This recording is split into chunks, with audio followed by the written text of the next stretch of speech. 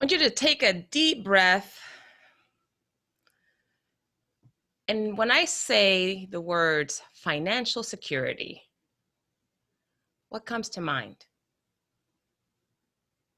Is there a sensation, an emotion, some thoughts that appear all of a sudden? And if so, what are they? Are they positive? Are they negative? Are you indifferent?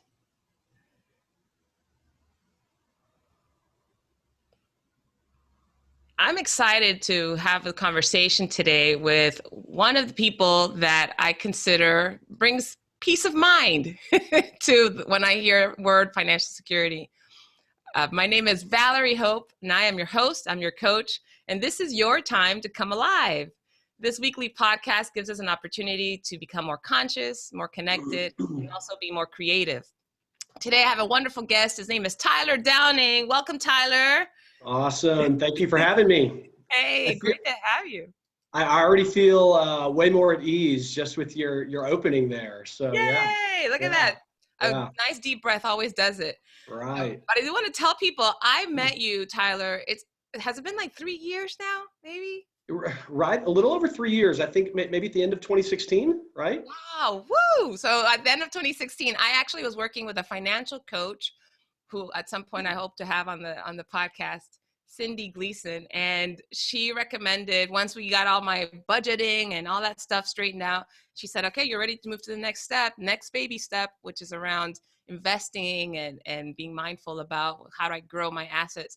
And she introduced me to you and Nick Thomas, and you guys are the advisors or financial advisors for retirement, lifestyle, consultant, wealth management. Yeah, it's a mouthful. Yeah, we didn't think that through. I don't think when we created our DBA, but it's worked, and I think a lot of people love the lifestyle piece to it, because I think that's kind of what's important to us, is the balance of managing people's wealth, helping with financial planning, but also trying to be fulfilled, enjoy life, not feel like you're saving for this goal that's so far out in the future that you're never going to achieve. So it's kind of a balance. So yeah. So that mouthful, though, I will have to say that our first meeting, I had so much fun. And that's not something I would hear often in regards to having a meeting with financial advisors, which is one of the reasons that I decided, yes, I want to work with you guys. You guys were so personable, and I love the fact that we have very similar philosophies about wealth, about lifestyle. For example, I'd been doing a lot of work around the idea of financial peace with Dave Ramsey, and you all understood that, and that was like an instant yes. And I love the fact that it's been so easy to have conversations about money, which sometimes can produce some uncertainty or insecurity. And I know for me, certainly intimidating to talk about, especially when it comes to things like investments, and it's like something I've never really known much about. And I was not educated about that within my family either. So you guys made it so easy to work with you. And I actually meet with you guys, 2-3 times a year just to check in and see how things are going, and you educate me. So I'm just so thrilled that I get a chance to partner with you guys. And thank you so much for saying yes to being on the show today. Awesome. No, well, thank you. And thank you for singing our praises. Obviously, that's something, that we strive for with each client interaction and each relationship. And I think we do a pretty good job of it, but we're always trying to get better. You mentioned, you mentioned this a second ago. It can be intimidating, right? We use the analogy, it's like getting financially naked. Somebody's. See, if I stole that the first day, I would have been like creepy. Nope, don't want to do that. Well, I stole that from somebody. I stole that from, I think, I can't remember who. I was at a conference or something, and they said that, and I was like, oh, that's the truth, right? It's intimidating. It's what's the old rule of thumb, you're not supposed to talk about money, religion, or politics, right? So I think money is one of those things for people that it's personal. Mhm. And opening up. You don't want to. Am I going to be judged because of the financial decisions I've made or the financial state that I'm in? But yeah, so it's like it's like getting financially naked per se. And so it takes time to kind of build that trust and establish the relationship. Make clients, I think, feel comfortable that we really are here to help and try to develop a plan, help them achieve their goals or get them where they want to be in life.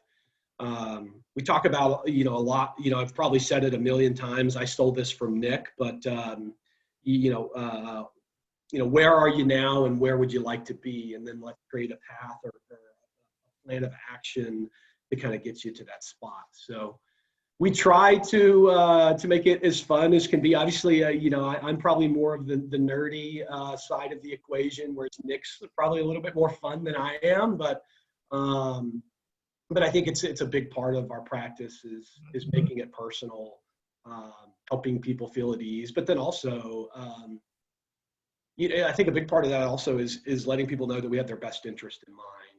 Mhm. I think that's another huge hurdle for folks that maybe have never sat down with a financial advisor, and maybe they feel that they need to or they want to, but they're kind of scared of taking that step. Because our industry is to be honest, our industry has not done a good job of training, regulating, coaching people in my position to do the right thing. Always, right? I think every company or organization has good intentions. They want to do the right thing for clients, but sales quotas or internal products that are created within the firm that may kick off a little extra revenue can always be something that where there's a conflict of interest. So yeah, so I think that's again something we really strive to do is make sure that clients know that we have their best interest in mind, but then make it personal Yeah. and allow clients to open up and feel comfortable opening up. So And I think, not to take anything away from fun, because fun and money is great together, but yeah, I want to be clear that it wasn't about having or feeling like it was fun to talk about it, but it was that level of comfort and trust that you mentioned that right, happened because there was a sense of lightness and respect together, right, right? right. Lightness, like we could talk about things freely and really get underneath of like the philosophies. And that, I think, creates that level of trust that then could lead to talking about a strategy. And maybe there are areas that are still uncomfortable, but they're approached with such respect that it's a little bit less intimidating. But Yeah, before we get into all of that, yeah. let's tell us, what do you want us to know about you? Like, tell us where you come from. How'd you get into this money game? Like, who is Yeah, Tyler? yeah. So okay, so this is probably the most challenging part for me. I don't like talking about myself, but yeah. So again, thank you for the introduction. My name's Tyler Downing. I'm a financial advisor in Plano, Texas. You're a vice president of Vice yeah. president of our organization. There's four of us now. So You're a um, vice president. yes, but. Yeah, so been in the industry for about 10 years now, just about 10 years. October of this year will be my 10-year mark. So hard to believe that I've been doing this almost a decade. Mm. But I majored in finance, went to school at Texas State University in San Marcos, majored in finance. I was actually an accounting major and kind of got into some of the upper level accounting classes and realized that's not for me. I started to kind of have an interest in the stock market, switched over to finance, had a great, I'm going to say I had a great professor. I don't remember his name, but had a great professor that taught a portfolio management class where we were able to do like a dummy portfolio, kind of like a play portfolio for the semester. So it kind of really grabbed my attention. I had no idea what I was doing at the time. So yeah, don't ask me any questions about how that turned out, but it was fun. I think like I said, it definitely started to grab my attention. And so, yeah, started my career at Fidelity Investments. Great place to start. I was there for almost 4 years. Learned a ton. Uh, like I said, just a great environment. They have great training, great. They've got a beautiful campus. So that was. I really thought I'd made it in life when I got that job. And then left Fidelity to join Nick and Vitaly back in 2014. And so we've been together going on 7 years now. I guess this will be our seventh year together. So, but yeah, just a normal guy. I'm a dad, a husband. I've got two little boys. Hopefully, one of them is not interrupting this podcast this morning. That's okay. Now. This might grab his attention. Who knows? Yeah. This might be his next career move. So yeah. So I got a 3-year-old and then a 7-month-old who is napping right now. So and then my wife is in the kitchen. She's working remotely as well today. So yeah. Well, let's talk a little bit about what's happening now. So clearly, we're in April 2020, and we're in the middle of the pandemic, of the coronavirus pandemic, which has had an impact on a lot of people's personal lives, their business, professional lives as well, and overall the economy too. So I think the first thing to think about is, what impact have you seen it have on you? And also when you think about it in terms of your work life, what's happened? Yeah, so much like most of America, probably most of the world, right? We've been working from home for a little over a month now, and so that has its challenges in and of itself. My wife, like I said, my wife works also, so both trying to work remote and then juggle the kids. It's been a little bit of a challenge, and been more challenging at sometimes than others. But obviously we're extremely blessed to still have jobs, to not be worried about being furloughed or anything like that. And I think a lot of Americans are dealing with this same thing right now. And then a lot of Americans, unfortunately are dealing with job loss or being furloughed, or the fear of, is my job going to be here tomorrow? So definitely a tough time, definitely a weird time. I think, I don't think anybody can say that they have ever been through something like this or experienced something like this. But it seems like we could be doing this, off and on for another 12 months, 18 months. Who knows, right? I don't know. I think there's been a lot of overnight infectious disease experts that have popped up. So I won't pretend to be an infectious disease expert, but it does seem like we are getting, not on the tail end, but things are getting better. It seems like, they're talking about reopening the economy here in Texas, allowing some people to gradually start going back to work. So hoping to see some of that, and hoping that we can resume life as normal at some point, when it's safe, and when it makes sense. So yeah. And what have you been experiencing? Because of so much has been up in the air, right? So much uncertainty around the economy, like you mentioned, the jobs. What are your clients concerned about? What are the conversations that you all are having with them? Yeah. So again, extremely blessed in the sense you made a reference earlier of how we met. We met through Cindy Gleason, which is a financial coach, a Dave Ramsey ELP. We used to be affiliated with Dave Ramsey as well. When we split off, that's a whole nother story. I don't want to go down that path, but when we split off from our previous firm, we made the decision to no longer keep that affiliation, but we still are very like-minded. We're still very conservative financial planners. In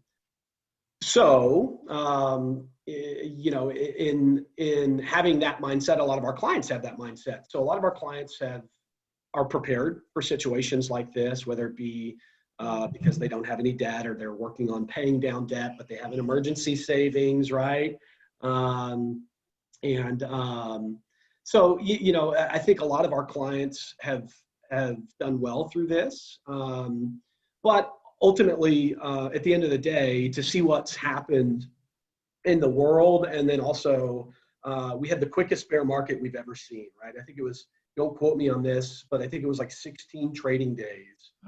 Within 16 trading days, we entered a bear market, which is a 20% decline in the stock market. That's never happened. And I don't know what the quickest, the second quickest bear market has been, but typically it's months, not weeks. Wow. That happens. So to not have any fear, to not have any emotion around it, I think would be abnormal. We definitely have had clients that have been worried, that have been calling us, with questions and concerns. But I think it's helping them focus on their long-term, perspective, their long-term goals. While we've never entered a bear market this quick, or we've never seen a pandemic like this that's actually caused us to have to stay at home and close our businesses. We've seen bear markets before. We've been through recessions before.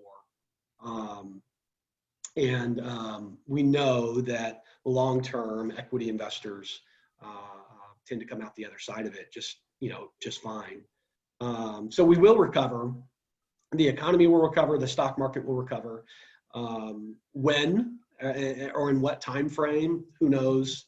Nobody really knows. There's a lot of people that will speculate and try to formulate a forecast on that, but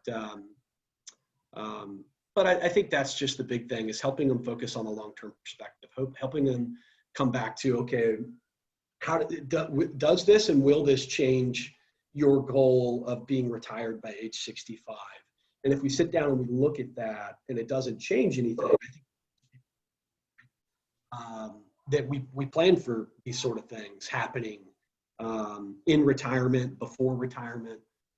We stress test people's portfolios. So I think Did you say stress test people's portfolios? Yeah. So a lot of, when we're doing retirement planning for people, we simulate something like this happening, and because who wants to see a rainbows and butterflies scenario of retirement on paper, right? Anybody can put together charts and graphs showing, oh, look, Mr. Client, you're going to average X% per year every year in retirement. But if we show them, well, what if we do have a really deep recession and a really deep bear market? How does your portfolio, or how does your plan fare with that sort of scenario? And if people can see that and say, oh, okay, well, I didn't run out of money. I think that puts people's minds at ease.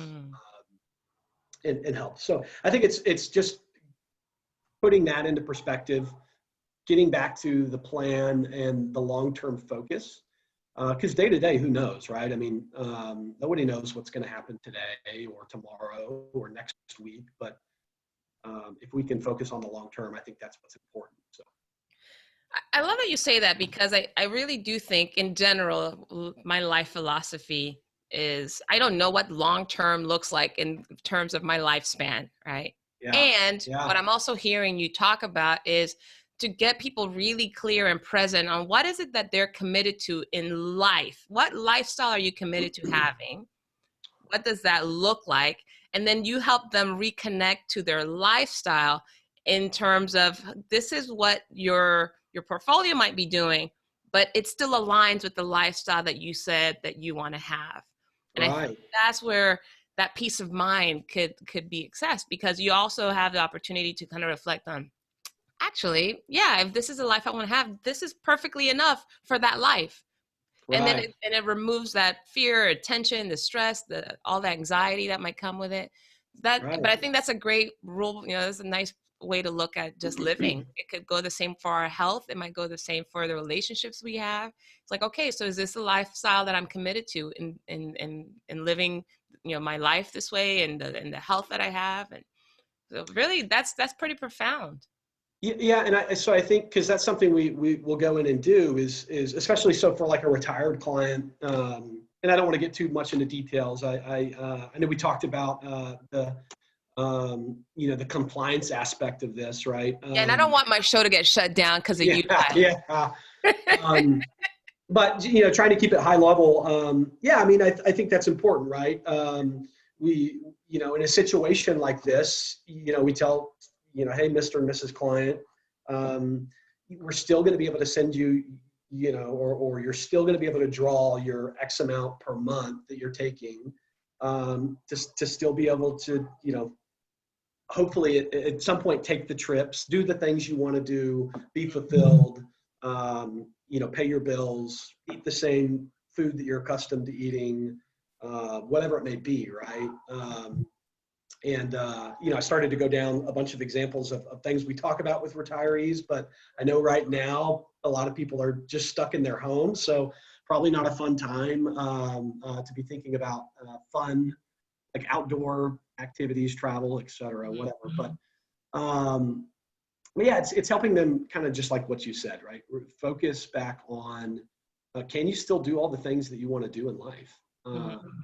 And if the answer to that is yes, then it's helping them focus on that, and then also helping them focus on again the long-term perspective. I was on a call a few weeks ago, and it was with one of our investment representatives that helps us, feeds us data, et cetera. And the guy said, "This is what risk feels like," and he didn't say it in a rude, like condescending way. It was in a kind of more enlightening way of this is what risk feels like, and this is why we're rewarded so well, because Say that again. You cut out a little bit. yeah. So he was saying this is what risk feels like, and this is why we're rewarded so well for being equity investors over the long term, is because we have to put up with time periods like this where it feels like we're getting like punched in the stomach, right?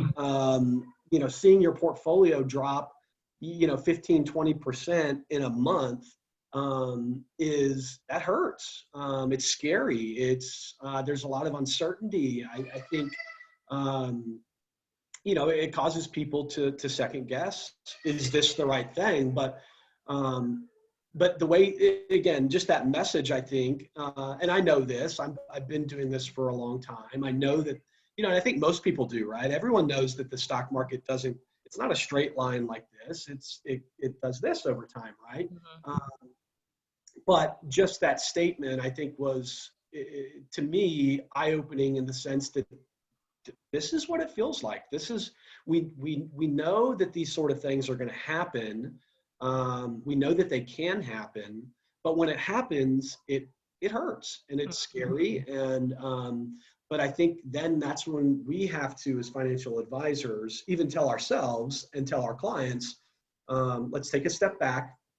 We're prepared for this. That's why we have a diversified portfolio. That's why we've looked at your risk tolerance, and we have the appropriate asset mix and so forth and so on. And we'll come through this. We've had situations like this in the past. We've come through them. But I think, to me, that was again I think just a very clear way to explain what being an investor, an equity investor, looks like. So I found that enlightening to me. Yeah. So When you say, you obviously help your clients prepare, but how do you prepare? Like what are you having to do mentally, emotionally, physically, per se, to really address some of the concerns that your clients have, to address and your own family responsibilities? Like how do you stay locked in, Tyler? Staying locked in is tough. Well, I mean, getting but locked in the house is easy. Yeah, well, yeah, no. I think it's, and I think, I myself, we all could do a better job of this, right? I'm kind of an information junkie. I try to read as much as I can. Historical data is always helpful. but then, also getting different perspectives, right? Because I think that's also tough, right? For a financial advisor, for an individual investor, for really for anybody, regardless of your profession. We have so much information available to us at our fingertips, right? With these little gadgets that we all have. And it's tough. It can be confusing.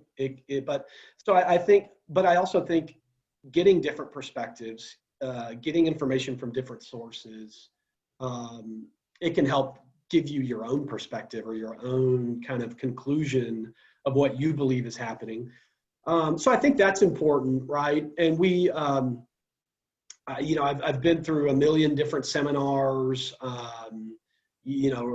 read a bunch of different books and reports on different things. But I think over the last month or so, I feel like I've been inundated with some of that stuff and trying to stay on top of that more so than I normally would, because things are changing day to day, right? And I think that's also what's challenging is the not back and forth, but it seems like one day we're getting really positive news on this virus, and the next day it's back to kind of doom and gloom. So it's just staying informed, or as informed as I can be. But then also, you have to shut off, right? You have to, at some point at the end of the day, you have to kind of wind down and read a book, watch a TV show, and turn the news off. My son is sick and tired of the news being on. He wants to watch his Spider-Man and different stuff that he wants to watch. But How old did you say your son is? he's 3. He's 3. 3. So Your son is getting sick of the news. I think that's hilarious. Well, it's a funny story. He probably like a week into this. I'm in the living room watching the news, and he comes out and he's got this like little shirt with a clip-on tie, and he says he wants to dress like the newsman. And so I let him put it on, and he that was about the peak of his interest in the news. He sat there and watched the news he was really into it. And then, after that, it's been, he's over it. But that was cute. I did. I got a video of it. Yeah. So, so it's funny. I'll share it with you later. Yeah. Cool. I think that's, well, it was funny because what comes to mind now too is thinking about all these young people who are home, having to be homeschooled by parents, or in some cases just being independent learners now, right? Because schools are closed. But the thought that came to mind is, well, let's go back in time a little bit, Tyler. You mentioned college being like where you finally saw that investment banking was something that you're interested in, right? The dummy portfolio that you put together. Can you think back to any time earlier where you were drawn to working with money or anything in this field? Yeah, that's a great question. So I've always been, math and science was always kind of my strong suit. English was not, history. So I was always kind of more math and science aligned. So obviously I think that's, that gives some context, but yeah, I think, I have to be careful here. I love my dad. I love my parents, but I think my grandparents were really good examples of probably like most of us, right? Most of our grandparents are, either lived through the Depression or extremely frugal. But I think my grandparents were great examples of how to have financial freedom and how to be smart with your money, how to be conservative. And so I think that caught my interest. I don't know at what age, maybe like middle school. I did have a teacher in middle school that kind of influenced us or told our class that we should all start like putting money in the bank and saving, and talked about compound interest, and we could all be millionaires by the time we were 40 or something like that. And that was a pretty eye-opening, like, wait, okay. But even then, I think that was just like putting your money in CDs. Back when CDs, paid a decent, gosh, that probably would have been like mid 90s. So CDs were, you could probably get like a 5%, 2-year CD or something like that. Probably like a 5% 1-year CD. Hmm. That to me, I think, kind of when I think back, like moments in time, definitely that stands out, learning about compound interest. But then, yeah, I think, and again, God bless my dad, my mom. I'm not going to say they were bad examples, but I didn't know much. I think I was probably a spoiled little brat, who like expected my parents just to do everything, and they did. They did everything they could. Um, and But again, I think of my grandparents, just example of kind of how frugal they were, but they had nice things. They took care of what they had, and they had the financial freedom to, to do the things they wanted to do in life. My grandfather retired at 55, so I believe, again, somewhere in his 50s. He was not quite 60. So yeah, so I think about stuff like that, that I think pushed me in this direction. And then the Dave Ramsey thing was huge. I think that was also 4 years into my career. Being affiliated with a Dave Ramsey firm, I think that was kind of like not a second awakening, but also just kind of a confirmation that's the life I wanted to live, and then also the life that I wanted my clients to be able to live. So yeah, so I think those are kind of key moments in maybe not my career, but maybe what helped me develop kind of my passion for the career I'm in. So yeah. Yeah, and move you down this path. And for those that may not be familiar with Dave Ramsey, can you say a little bit about what is that philosophy? What was it about that lifestyle that drew you in? He for Dave Ramsey people, and this is going to be, maybe cliche for all the Dave Ramsey folks out there, but for people that don't know Dave Ramsey, one of the kind of most profound things that he says in his books and his seminars is live like no one else so you can live like no one No one else. else. Yeah. And I just I was like, man, that's so true, right? Sacrifice more so kind of early in life, right? Don't worry about having the shiny car or the shiny watch or the best clothes, whatever it may be, right? Material things. And do the opposite, right? Do the opposite of most Americans who have, debt up to their eyeballs, that are living paycheck to paycheck. Pay off your debt, have an emergency savings, invest and invest not aggressively in this, but in the sense of like being overly invested in the stock market, but aggressively in the sense of like a 15% of your income.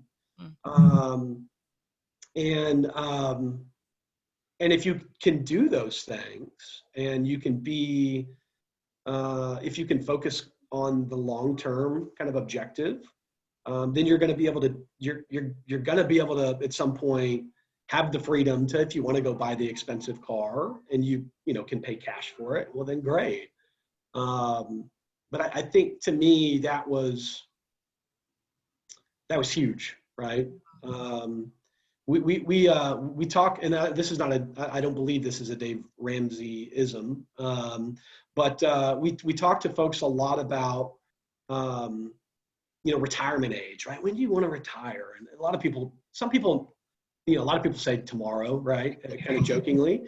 But a lot of people really don't have an answer for that. And so then I think to kind of get them to start thinking about it differently, one of the things we ask is, when would you like to be working because you want to, and not because you have to?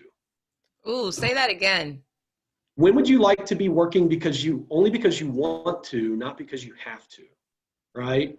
And so I think that causes people to start thinking really about their future. And oh my gosh, so you're telling me at some point in my future I may not need to have a job, but I can just go to work for fun, or even better yet, I I've always wanted to open up a barbecue stand, but that's not feasible for me to do because I may not, make enough money to pay my bills. Well, what if you don't have a mortgage to pay and a car payment? And what if you've got a bunch of money in the bank? So I can open my barbecue stand or whatever, I mean, barbecue, that's the first thing that came to mind, We but talked about barbecue a couple times today, yeah, so I wonder. so like, yeah, like, see, I guess, I wouldn't say that that's my retirement, dream to open a barbecue stand, but, whatever it is, right? To work at the golf course or to be a business coach, Mm. whatever it may be, right? When are you going to be able to take that step? Uh, Yeah. I love that you say that. I think that is an important question. Now, me as a leadership coach, I say start Coach, I'm now. sorry. You should be doing the work you love now, like work because you love what you're doing. Or what your question is, like, when would you like to work because you want to, not because you have to? And if we could meet both, at the same time and actually work with because we want to do the things that we do.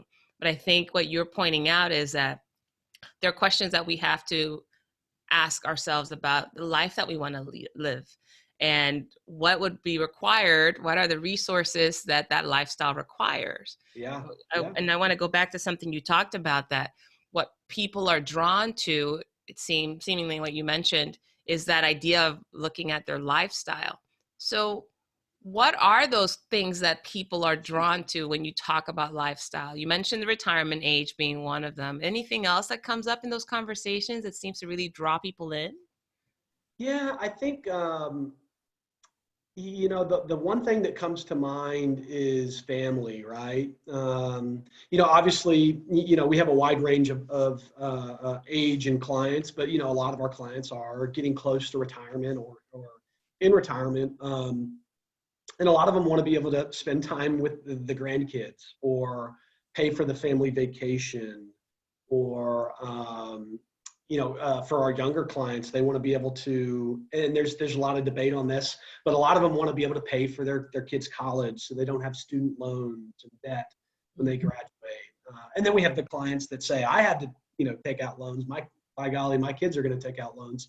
But I think when you that's a good question, right? Because I think that is a lot of what we do, is uncovering these. A lot of people's goals are emotional goals. And a lot of them are developed based on life experiences that they've had, right? So I mentioned a moment ago, the college, right? College tuition. And college is expensive. It's getting more expensive every year. And so that's a tough one to save for. You only have 18 years from the time you produce this little human to save for college. But yeah, a lot of people go back to kind of their past experience of, well, I graduated with all this debt and I don't want that for my children. So that's a strong emotional goal for them. They want to create a better life for their children and/or have their children not have that burden. Whereas some people feel that it made them stronger. It made me smarter with money. It allowed me to focus on paying off debt at an early age. Again, it's all about perspective, right? But those are emotional goals. Mm-hmm. And a lot of it is rooted around family and lifestyle. Some people, a lot of people obviously travel, right? And that's a big retirement, goal I think that most people have. Some people, they want to travel to the south of France to go to the wine country or whatever. Some people want to go to the Grand Canyon. Different allotments of money to achieve that goal or produce that result. But it's uncovering those things and just talking about those things. And I think that really helps us focus on, okay, what sort of budget does this person need in retirement? A lot of times the budget in retirement is very similar to the budget you're living right now, right? People become accustomed to a certain lifestyle. Hmm. And that typically doesn't change too much leading into retirement. It may be, right? People may want to travel more, do some stuff they've never been able to do. So we have to account for that. But, without getting too carried away on a different topic, I think to the biggest thing that comes to mind to answer your question, I think is family. That's a big one for people. Family and friends, right? So doing stuff with people they love. That's a better way to put it. Yeah, to have the financial security where they feel that they can enjoy life with those that they care about. Right, Yeah, right. that makes sense. I'm curious about who are your favorite clients to work with? And you don't have to say me because I know I'm one of your favorites already, but Yeah, yeah. when you think about in terms of the conversations that you're having with clients and the kind of goals that you're helping them achieve, who are the people that for you are fun or interesting or real compelling to work with? Yeah, that's a great question. We love, obviously, we love working with business owners. We've got a lot of small business owner clients. I think they're without, again, being cliche, they're the backbone of America, but then also it always brings interesting challenges from our job, right? Because a business owner may have questions around, like creating a retirement plan for them and their employees, or a self-employed individual may say, what are my options, as a self-employed person to put money away for retirement. But I think also, we talk about a lot, people that are like-minded. I think it's always challenging so for instance, if somebody doesn't have that conservative mindset and somebody feels that, taking on a lot of debt but investing more in their portfolio is a better way to achieve wealth. Sometimes if we don't see eye to eye on that could be challenging, and we don't want to feel like we're changing people's minds on things. So I think a lot of times if somebody's already conservative in nature, somebody already kind of has some of those ideals, but they just don't know anything about investing, they need help with retirement planning, they need help with tax planning. In full disclosure, we're not CPAs, but we can help navigate some of that world. Somebody that knows that they need the help, and they're successful in their own right in what they do, but they need kind of an advisor or a professional in their corner to help them piece it all together and to make sense of what's going on in the markets and how to invest, and really helping them build that plan. So I think that's kind of our ideal client. We're fortunate that we have a ton of people that kind of fit that mold. They don't have to be business owners. I want to kind of go back to that, because we've got while we do have a lot of business owner clients, we also work with a lot of people that are not business owners, that just have normal, everyday jobs and work for corporations or small businesses. But business owners are always fun because I saw you kind of had a puzzled look when I said they come with their own challenges. I think there's kind of more nerdy, cool stuff that we can do, I think. You like that nerdy, cool stuff, don't you? So that's always fun, right? When so I'm a certified financial planner. There's another commercial for me, and I don't toot my own horn often, but when I was going through the CFP material, I was like, oh man, this is so cool. I'm going to be doing all these complex financial plans and all this really cool stuff. And the reality is a lot of Americans, a lot of our clients, they don't own businesses. They don't have taxable estates. They don't have these really, complex scenarios that you see in these books. It's always fun to kind of come across those, but it can also be challenging to come across those scenarios. So it keeps us on our toes. Yeah. So Which is probably why you were so jazzed about that dummy portfolio you got to work on in yeah, yeah, college. yeah, Um, yeah, but I think it's important, what you said earlier about similar philosophies or alignment. And that's one of the reasons that I think working with you guys has been such a joy for me. I do remember before making the decision to work with you guys, I did go to another investment firm and had a conversation, and they did the whole 9 yards, show me kind of the projection of my investments, blah, blah, blah.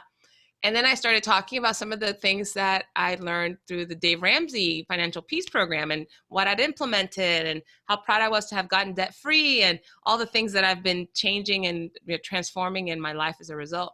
And I asked, "So are you debt free?" And you asked us that. You I asked us asked, that too. Yeah, I remember. of Yeah, course, I yeah, asked you guys that yeah, too. But because I really felt that that was something that I'd worked hard to accomplish and it required a certain mindset to maintain, and I wanted to continue, it was important for me to align myself with people who also supported and modeled that particular lifestyle. And this other investment company, at least the person I was speaking to was not. And yeah, she had her own philosophies about why and why not and all that good stuff. And I remember just going, "Nah, this isn't gonna work," because I need at least in my case, I really needed someone that modeled and could create the type of conversational safety that I right. needed so that I could maintain that philosophy, keep that philosophy alive. I love that you say that. I think for everything, right? For any organization or any whether it's a consultant, whether it's a doctor, whether it's Yeah, a doctors and babysitter, yeah, yeah, we want someone that aligns to our beliefs or our philosophy, or at least are that committed to this, are committed to the same things, because it does make it a lot easier and also just gives us a different path to fulfill that.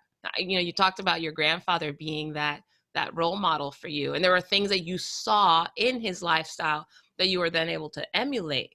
And yeah, so it's not enough about just having the right conversation and here's a tool for this and here's a product for that. To actually see it in action is what makes a huge difference. yeah, So I want to change gears a little bit. So I want to think about, these young people who are now home and experiencing whatever they're experiencing as a result of this pandemic. I remember my 11-year-old niece. We, as a family, we've been trying to also be more mindful and more intentional about conversations around money, whereas our parents were not that forthcoming. You don't talk about money, so that's not yeah, something we grew up yeah, with. But with my 11-year-old niece, because she seems to have an interest or curiosity around it, we set her up to talk to a cousin of mine who also works in financial planning, and he was talking about the compound interest, and she was yeah, actually pretty engaged. But I'm curious about, you have two sons now, yeah. and who knows, your family may get bigger. You have clients that have kids as well. What do you tell your children, or how do you teach or really help those kids learn or look at, or what do you model for them intentionally so that they begin to experience what you experienced through your grandfather? Yeah, that's a good question. So keep in mind, my son is 3. But he's already But wearing ties, yeah, Tyler. yeah, but it's funny. It's really funny you ask, and for your viewers, this was not a pre-planned like question, but very timely and interesting that you asked that. So he has.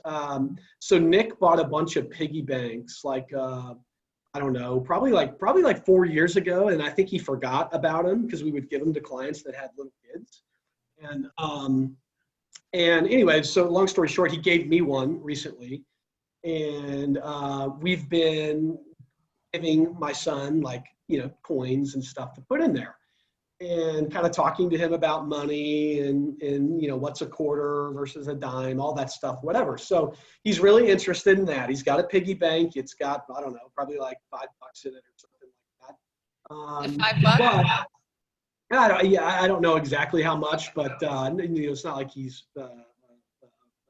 rich yet or anything like that. So, but trying to kind of teach him about money. And one of the things we've been doing recently, obviously, for anybody that has children, and before I was a parent, I was you know, you'd see people or hear people like they bribe their kids, you know, and it's like, oh, they must be bad parents or whatever. But then you become a parent and you're like, bribery is real.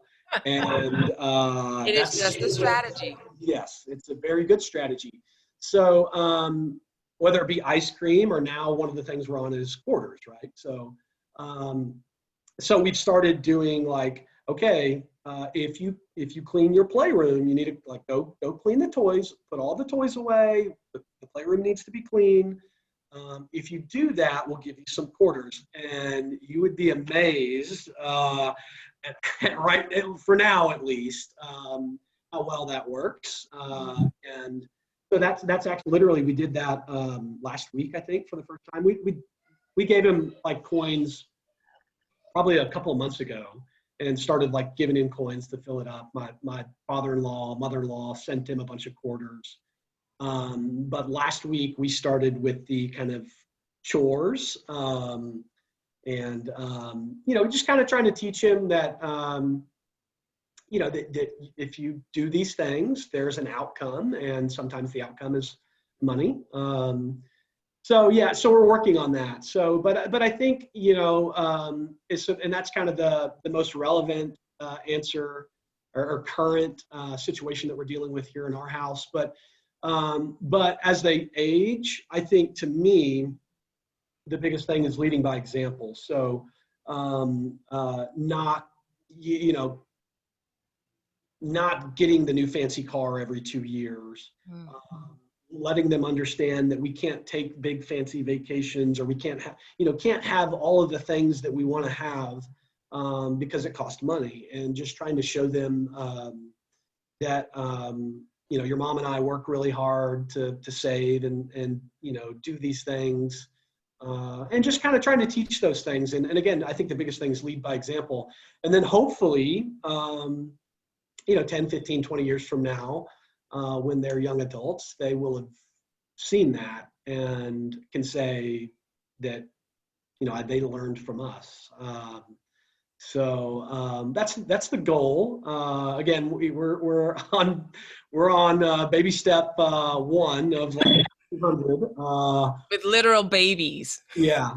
So, but that's what comes to mind, and that's kind of I think the family that we want to lead financially is.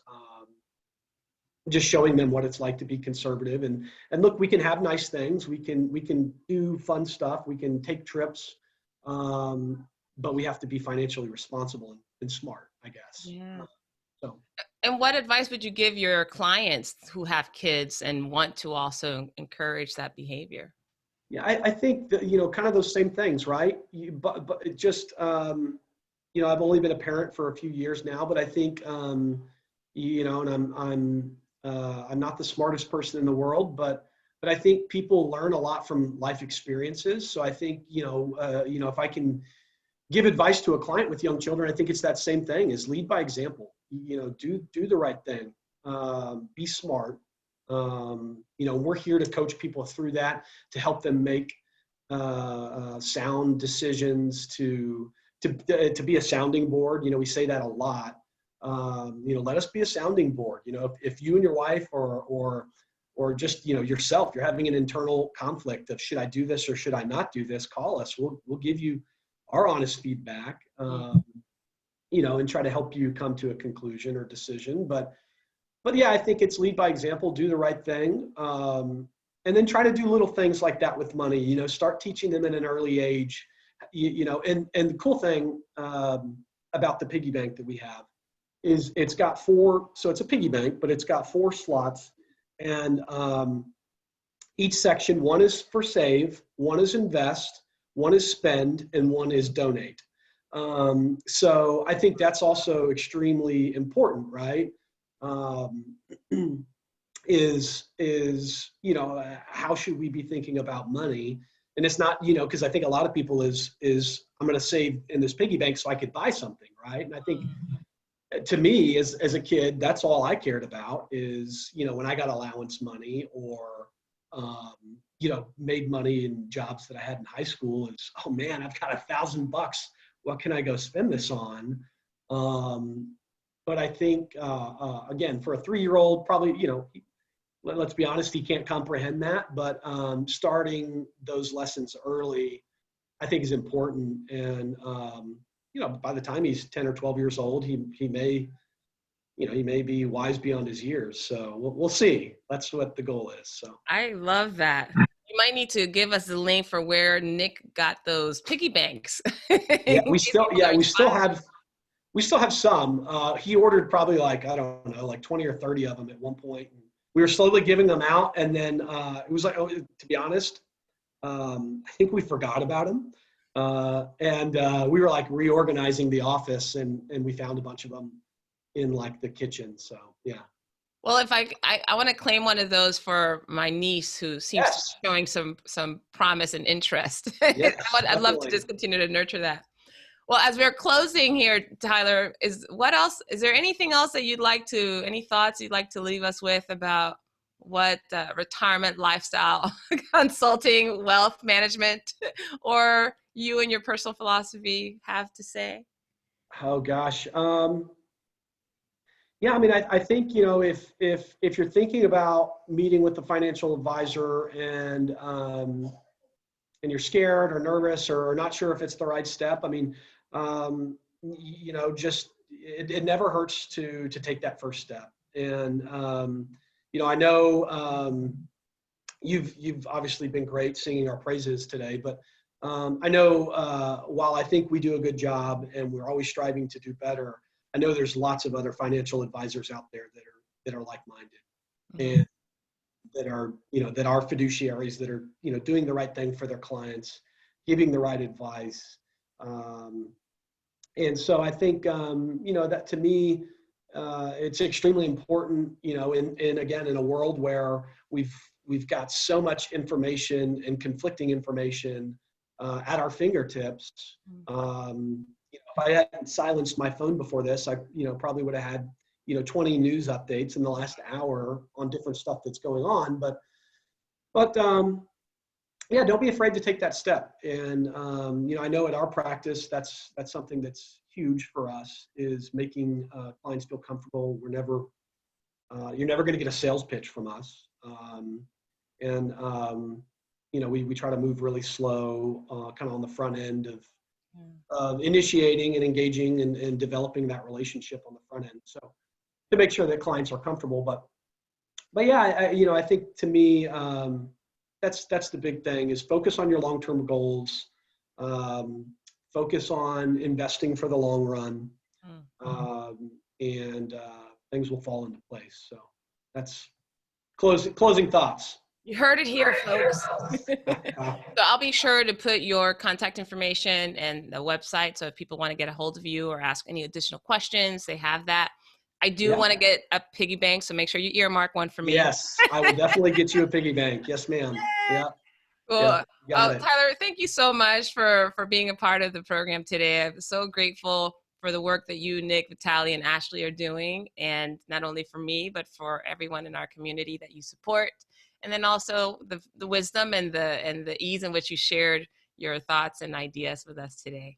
Well, thank you. Thank you for having me. And thank you. Thank you for your trust. You've always been, I think I told you early on, always been a pleasure to work with. And we always have interesting conversations. You ask good questions. And I noticed that. I think Nick and I both noticed that, like in the first meeting, we're like, she's a cool gal. So so thank you for having me. Oh, absolutely. So before I sign off, everyone, next week we're going to have a wonderful conversation again. So make sure you tune in. Actually, even better, if you want to subscribe to timetocomealive.com, you'll get the latest podcast there. But then you also get to subscribe to my YouTube channel. And the YouTube channel, you'll have an opportunity to get the latest and greatest podcast hot into your inbox. So you want to do that, so that way you don't miss a single episode. So grateful to have you again, Tyler. Thank you so much for being here. And everybody else, go out and find some people you can trust to work with, especially in times when there's a lot of uncertainty. Have a wonderful day, everybody. Thank you. Thanks, Valerie.